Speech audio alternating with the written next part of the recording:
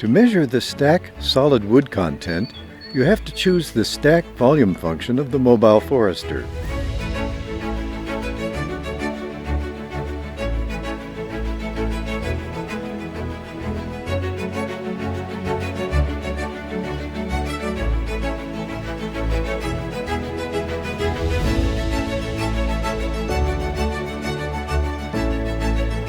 You simply take a picture of the stack and designate the area of the image to be analyzed.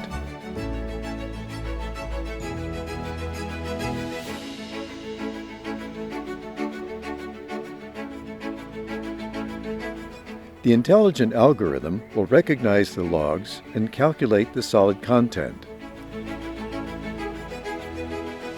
If necessary, you can modify the analysis to make the measurements more precise.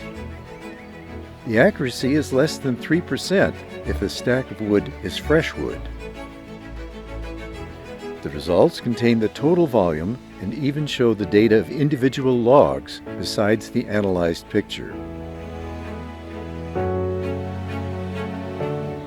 The method is more accurate, faster, and much more efficient.